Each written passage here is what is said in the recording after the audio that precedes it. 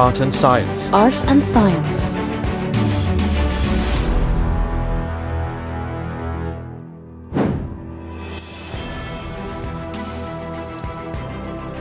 Renessans o'zi nima?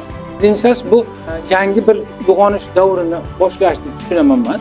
Mana shu davr shu 2017-yillardan boshlanyapti deb aytishim mumkin. Biz biroz orqada ketyapmizmikin deyman-da dunyoda. Fikrlash nuqtai nazaridan, ishlash nuqtai nazaridan, g'oyalarni amalga oshirish nuqtai nazaridan, islohotlar nuqtai nazaridan. Mana shu yangi O'zbekiston va prezidentimizni tashabbusi bilan shakllangan muhitda yana bitta narsa bo'ldi. Bu ham bo'lsa, mana shu nafaqat yangi O'zbekiston, balki yangi Markaziy Osiyo tushunchasi lug'atga kirdi.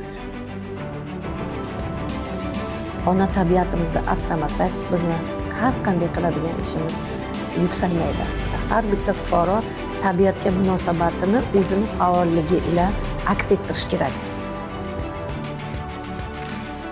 Inson bilan sun'iy intellektni bitta farqi bor. Inson cheksizlikni ko'ra oladi, lekin sun'iy intellekt cheksizlik emas, u qadamlar bajaradi. Lekin cheksizga bora olmaydi hech qachon. Inson shu tomondan yuqori hisoblanadi.